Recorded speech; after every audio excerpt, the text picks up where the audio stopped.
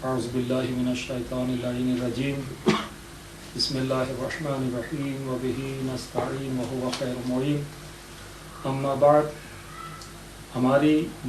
علم منطق کے حوالے سے اس المنطق کتاب کی جو گفتگو چل رہی تھی، اس بحث کا آج چھٹا جلسہ ہے، اور اس چھٹے درس میں جو ہماری آج گفتگو ہے وہ علم کی اقسام کے حوالے سے ہے. کہ پہلے ہم نے علم کی تعریف بیان کی، اور اس حوالے سے کہ علم جو ہے وہ دو قسمیں ہیں، تصور اور تصدیق، ان کے متعلقات بیان کیے، پھر تصدیق کی اقسام بیان کی. اور آج ایک اور لحاظ سے علم کی تقسیم کر رہے ہیں کہ یہ علم جو ہے جو حاصل ہوتا ہے یہ کس لحاظ سے ہوتا ہے. تو اس کی علم کے حصول کے دو طریقے، دو راستے اور دو صورتیں ہیں. تو اسی کو آج بیان کر رہے ہیں کہ العلم ضروری و نظری، کہ علم یا ضروری ہے یا نظری ہے، یا بدیہی ہے. ضروری کا ایک اور نام بدیہی ہے جس کو بعد میں بیان کر رہے ہیں، یا نظری کا دوسرا نام کسبی ہے. اور دونوں کی جب ہم تعریف بیان کریں گے تو یہ چیز واضح ہو جائے گی کہ ضروری اور بدیہی وہ ہے کہ جس کے لیے انسان کو دقت نظر، فکر یا زحمت نہیں کرنی پڑتی عقلی لحاظ سے، بلکہ اس چیز کا علم انسان کے فقط توجہ کرنے کے ساتھ اور وہ اسباب جو توجہ نفس کے لیے ضروری ہیں ان کے حاصل ہونے کے ساتھ اس ضروری شے کا علم، بدیہی چیز کا علم انسان کو حاصل ہو جاتا ہے. لیکن جو علم کی دوسری قسم ہے نظری و کسبی، اس کے لیے انسان کو دقت عقلی، غور و فکر اور تأمل سے کام لینا پڑتا ہے. تو بیان کر رہے ہیں کہ ينقسم العلم بکلا قسمین، کیونکہ پہلے ہم نے علم کو تقسیم کیا تھا تصور اور تصدیق کے لحاظ سے کہ علم کی ایک قسم تھی تصور، کہ جس میں فقط انسان کا درک کرنا تھا، انسان کا جان لینا تھا، ایک چیز کا انسان کو حاصل ہونا تھا بغیر اس کے کہ انسان کا جو نفس اس کی تصدیق کرے، کوئی حکم اس کی پیروی کرے. لیکن اس کے مقابلے جو تصدیق تھی، تصدیق وہ تھی کہ جس میں انسان کا نفس اور انسان کا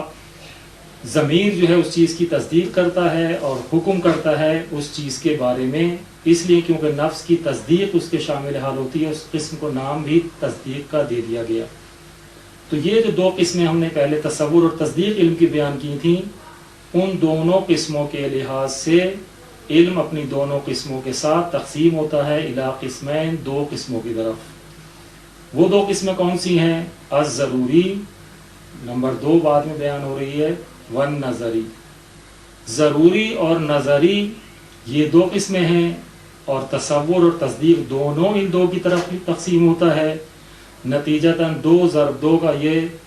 نتیجہ ہوگا کہ 4 قسمیں بن جائیں گی، یعنی تصور ضروری اور تصور نظری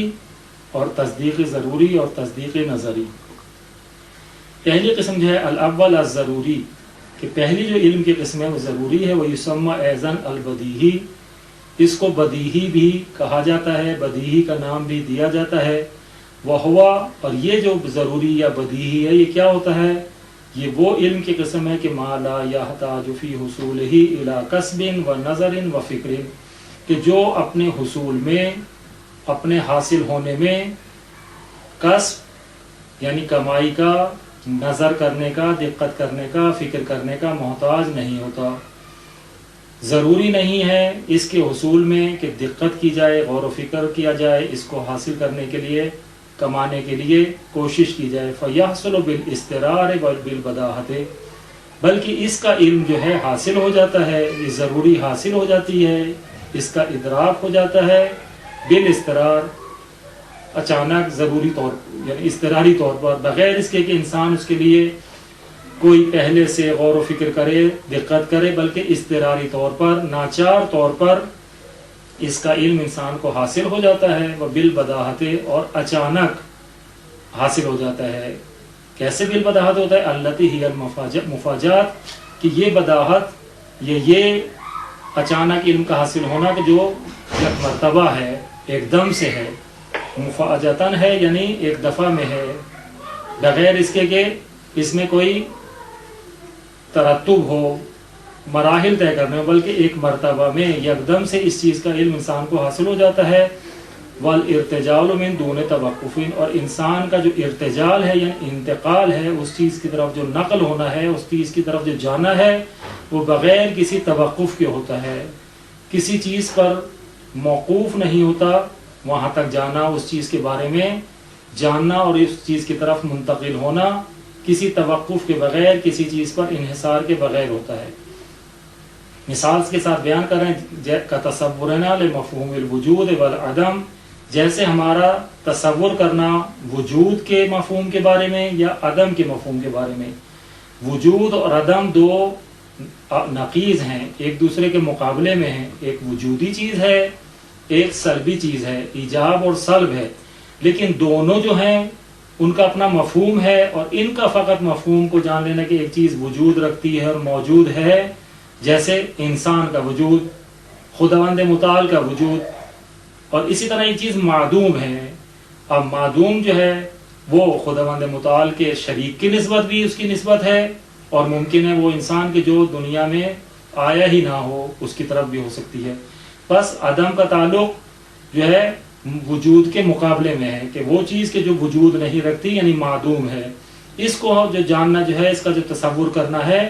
یہ بدیہی ہے، ضروری ہے، یعنی اس کے لیے کوئی غور و فکر نہیں کرنا پڑتا، بس جو چیز ہے وہ ہے اور جو نہیں ہے وہ نہیں ہے۔ ومفہوم الشیء، اور اسی طرح کسی بھی چیز کا جو ہے سمجھنا، کسی بھی چیز کا مفہوم جو ہے اس کو درک کرنا، یہ بھی تصور ہے۔ وہ کا تصدیق نا، اور جیسے ہمارا تصدیق کرنا، یہ جو تھی ضروری اور بدیہی کی تصور کی قسمیں تھیں، مفہوم وجود کا ہو، عدم کا ہو، یا کسی بھی چیز دوسری چیز کا ہو۔ اور تصدیق کیا ہے ضروری اور بدیہی؟ وہ یہ ہے کہ ہم جو ہے تصدیق کرنا ہمارا بِأَنَّ الْكُلَّ أَعْظَمُ مِنَ الْجُزْءِ، کہ کل جو ہے وہ جز سے بڑا ہے۔ جب ہم ایک طرف کل کو دیکھتے ہیں اور دوسری طرف جز کو دیکھتے ہیں، اور جب ان دونوں کو آپس میں ایک دوسرے کے ساتھ نسبت دیتے ہیں اور مقایسہ کرتے ہیں، تو پھر بغیر اس کے کہ ہم غور و فکر کریں، تعقل کریں، دقت عقلی سے کام لیں، فوراً اس چیز کو سمجھ جاتے ہیں کہ کل جو ہے وہ جز سے بڑا ہے۔ کیونکہ کل جو ہے وہ اجزاء کا مجموعہ ہے، اجزاء اس کل کے ماتحت ہیں، ہر جز مل کر ایک کل کو تشکیل دیتے ہیں، پس جو کل ہے وہ جز سے بڑا ہے، اور جز کیونکہ اس کل کے ماتحت ہیں، مجموعہ ہے اجزاء کا، تو پس یہ کل جو ہے یہ بڑا ہے اور اجزاء اس کل کے نسبت چھوٹے ہیں۔ تو یہ جو ہے تصدیق ہے، کیونکہ دو طرف ہے، نسبت پائی جاتی ہے کل کی اور جز کے درمیان، یہ کہ کل جز سے بڑا ہے۔ اب خواہ یہ نسبت مطابق واقع ہو کہ مطابق واقع ہے، اور ممکن ہے کوئی ایسا قضیہ ہو تصدیقی کہ جو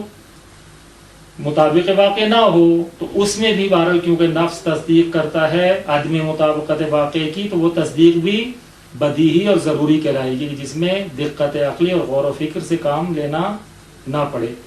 وَبِأَنَّ النَّقِيضَيْنِ لَا يَجْتَمِعَانِ، اور یہ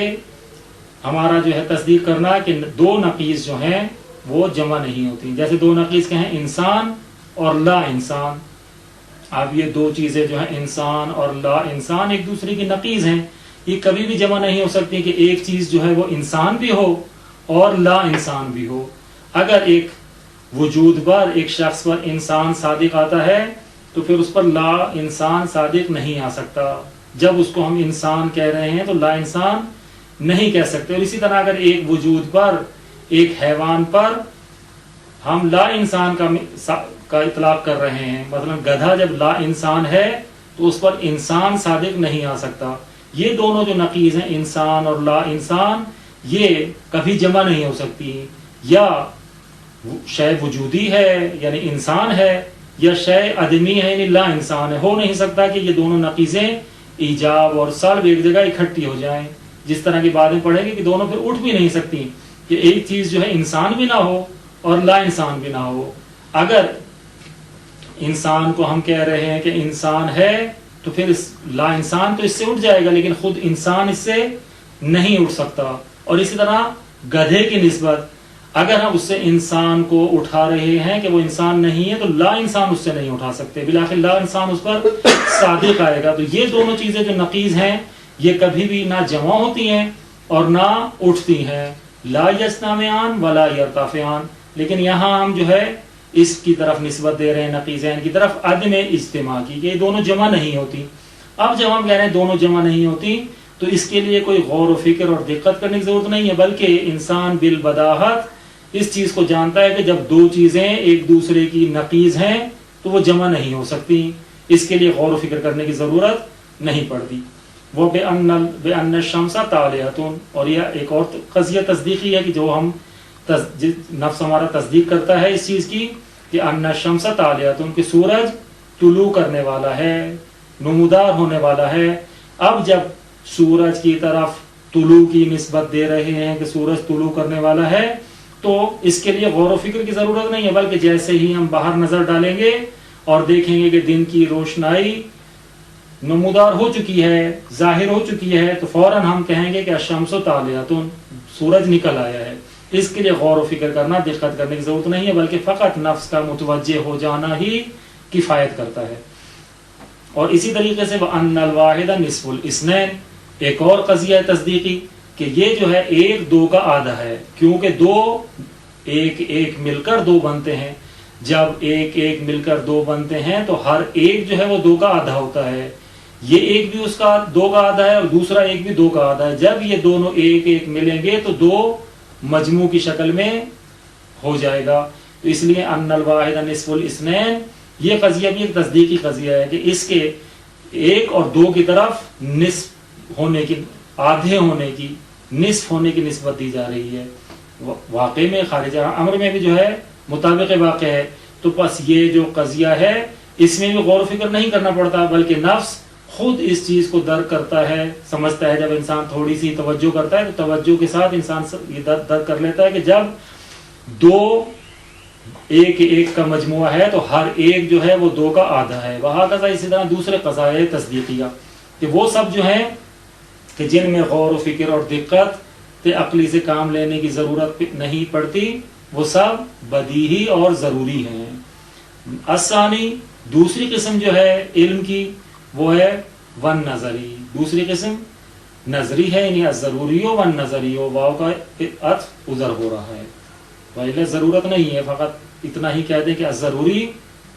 الاول الضروری الثانی النظری، لیکن جب واو لا رہے ہیں تو اس کو عطف کی صورت میں بھی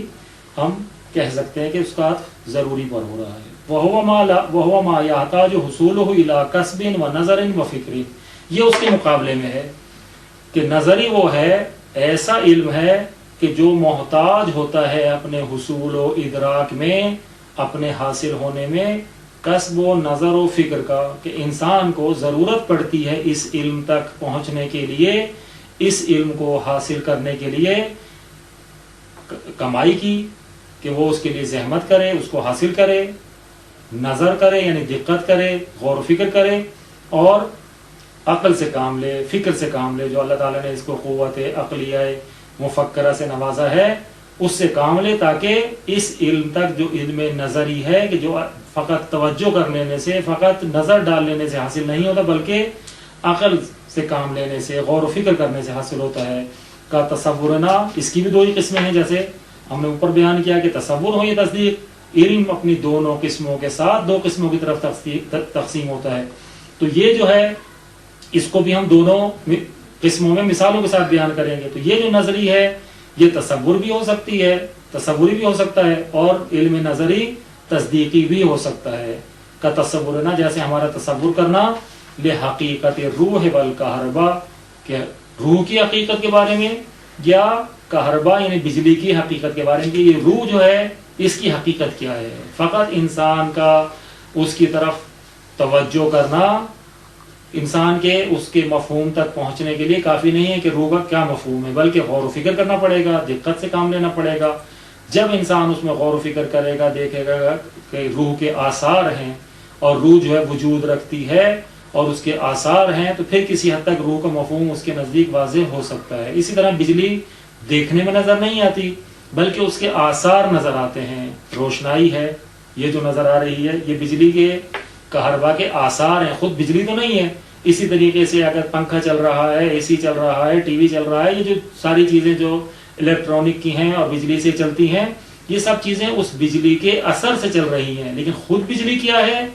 وہ جو ہے الیکٹران، پروٹون، نیوٹرون کا جو اس میں مجموعہ ہے۔ انسان اس مفہوم کو کس طرح درک کرے؟ وہ جب تک اس میں دقت نہیں کر سکتا کہ یہ جو برقی لے ہے تاروں میں دوڑ رہی ہے، اس کا اپنا مفہوم کیا ہے، حقیقت کیا ہے، یہ انسان فقط دیکھنے سے نہیں درک کر سکتا، بلکہ اس کے لیے اس کو غور و فکر کرنا پڑے گا۔ یہ تصور کی قسم تھی۔ اب تصدیق نظری کیا ہے؟ کہتے ہیں وہ کا تصدیق نا، جیسے ہمارا تصدیق کرنا بأن الارض ساکنۃ او متحرکۃ حول نفسها وحول الشمس، کہ ہمارا یہ تصدیق کرنا اس قضیے میں کہ یہ جو قضیہ ہے جملہ اسمیہ ہے کہ زمین کی طرف سکون کی نسبت دینا کہ زمین ساکن ہے، یہ زمین کی طرف تحرک کی نسبت دینا کہ زمین متحرک ہے۔ اب زمین کی جو حرکتیں ہیں وہ دو طرح کی ہیں۔ ایک زمین اپنے محور میں حرکت کر رہی ہے کہ متحرکۃ حول نفسها، کہ خود اپنے گرد، خود اپنے محور میں حرکت کر رہی ہے، وحول الشمس، اور سورج کے محور میں، سورج کے مدار میں حرکت کر رہی ہے۔ یہ زمین کی دو حرکتیں ہیں، ایک اپنے مدار میں، اپنے محور میں، اور ایک سورج کے مدار میں۔ اپنے محور میں روزانہ زمین 24 گھنٹے میں ایک چکر جب مکمل کرتی ہے تو شب و روز کامل ہو جاتے ہیں۔ زمین کا ہر وہ حصہ جو سورج کے سامنے ظاہر ہوتا ہے وہاں دن نمودار ہو جاتا ہے، اس کو ہم دن سے تعبیر کرتے ہیں کہ یہ دن ہے، کیونکہ سورج کی روشنائی زمین کے اس حصے پر پڑ رہی ہوتی ہے۔ اور جو حصہ سورج سے اوجھل ہو جاتا ہے، سورج کی طرف سے اس کا پشت ہو جاتی ہے، وہاں تاریکی چھا جاتی ہے، رات ہو جاتی ہے، اور ہم اس کو رات سے اور شب سے تعبیر کرتے ہیں۔ تو یہ زمین کا اپنے مدار میں حرکت کرنا ہے۔ اس کے ساتھ ساتھ جو زمین کی دوسری حرکت ہے وہ ہے سورج کے گرد، کہ زمین پورے سال میں سورج کے گرد، سورج کے مدار میں اپنے چکر مکمل کرتی ہے، جس سے 4 موسم، 4 فصلیں بنتی ہیں۔ گرمیوں کا موسم جس کو ہم جو ہے فارسی میں تابستان کہیں، عربی میں صیف کہیں، اسی طریقے سے اس کے بعد خزاں کا موسم آتا ہے، پھر اس کے بعد جو ہے بہار کا موسم آتا ہے، اس کے بعد سردیوں کا موسم آتا ہے، پھر بہار کا موسم آتا ہے۔ یہ جو ہے فصل ربیع، فصل صیف، اسی طرح جو ہے پائیز یعنی خزاں کا موسم، اور زمستان کا، سردیوں کا موسم۔ یہ جو سرما، گرما، بہار اور خزاں کے جو موسم 4 ہیں، 3 مہینے کے جو ان کا اپنا اپنا ایک ٹائم ہے